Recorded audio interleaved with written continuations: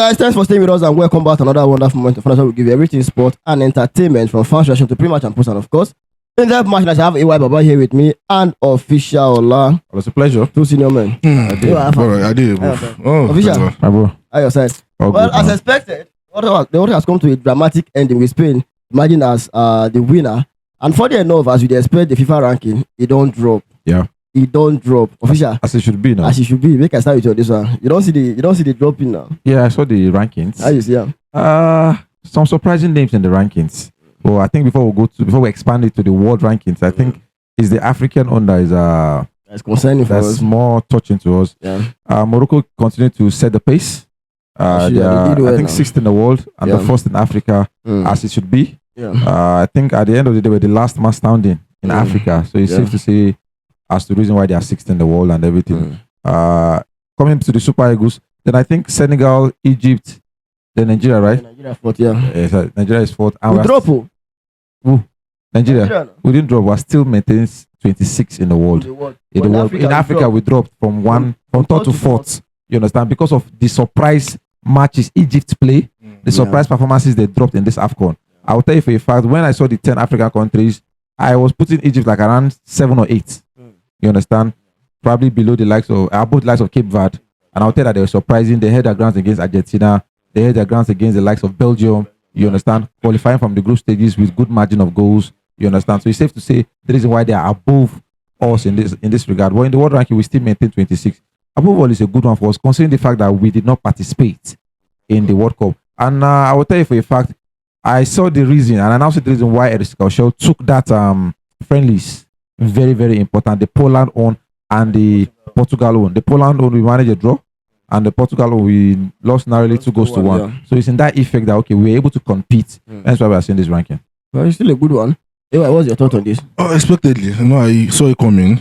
When you don't participate at the biggest game in the world, it's something like that you should expect. So, but we are lucky enough that some of these other countries did not get also perform well. Did not perform well. The likes of Ghana, the likes of South Africa, Cote d'Ivoire, DR Congo, Cameroon. They did not perform so well. So that's why we can still be saying we are still didn't fall off so bad. Assuming they tried, at least we will not go far at all. Go for like 5 or 6 different backward. Yeah, but it is important. We still have to hold on to this position till the next international break.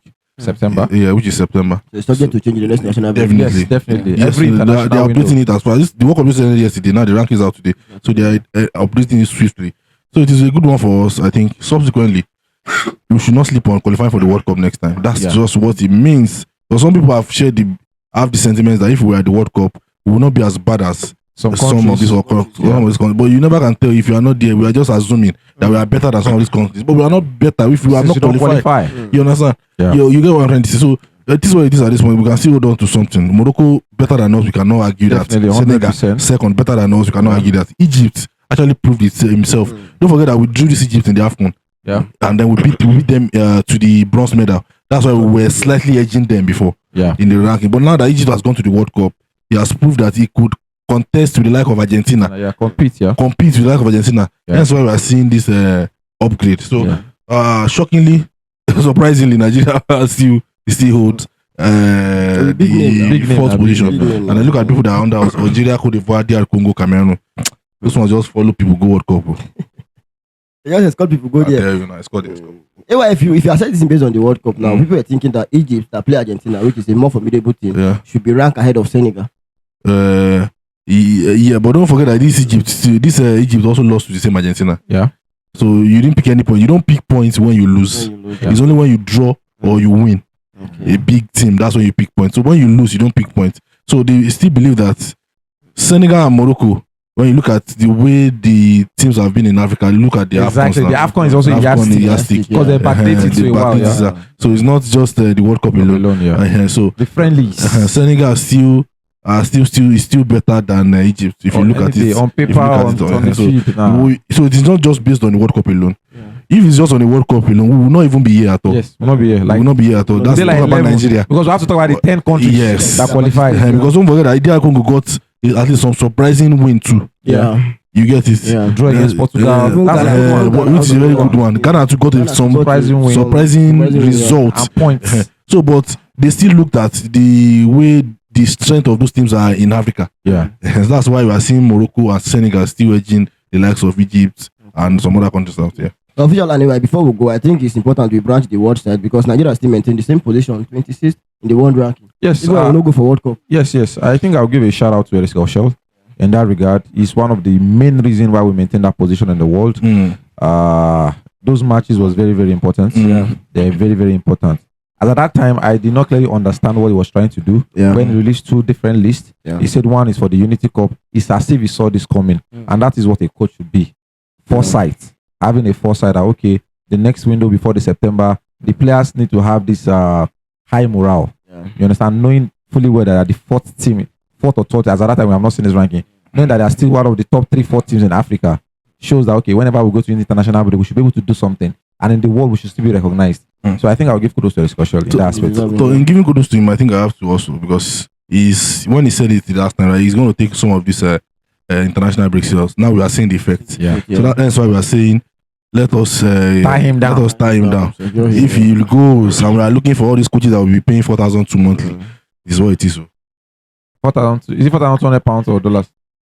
Whatever in whatever currency. No, you have to put facts. Where do you get as ridiculous as 4,000? Regardless of that's the ridiculous amount. Then let's have you. These are just 14 years in charge of France. This other guy. Luis Fonte, did you see his track record with this Italy under 19, under 20? Those are how developed football countries are evolving. What I'm saying is, how does 4-2 comes into the what I'm saying is, pay him.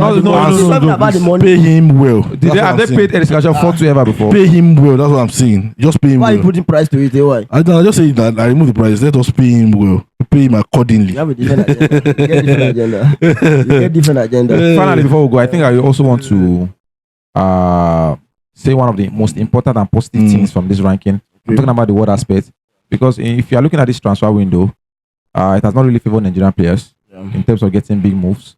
So rating your country in terms of how FIFA rank it, at least is also a positive and a plus for our players to know that, okay, their country is also doing well. I'm telling you for a fact, no Nigerian is happy with this transfer. The transfers going on here. From Oyendika, from Club Brugge to Frankfurt, that when last did I see them in the Champions League or in the Europa League? So he's leaving a stable Champions League team for a team that will finish mid-table. But I would say the league is not, you can't compare it. Exactly the point. But I'm just saying that probably the world ranking, other clubs now looking at our players will look at them with value, probably with value. Because they're looking at a Norway that probably they are 59 in the world ranking. You want to look at that thing, that what is so special about that team, that from nowhere they came to 5th. So you look at 1 or 2 players now. I'm hearing Manchester United in links with the likes of Sander Beja. All of a sudden from Fulham, if he eventually gets the move, that's a big upgrade. You understand? So in that aspect, I think it's a positive and a big plus for us. All right, thank you so much, Official Anyway. It's always good to have you guys. Well, that was our. Tell us what you feel about this in the comment section. Don't forget to like, share, comment, and subscribe. See you again next time. Thank you.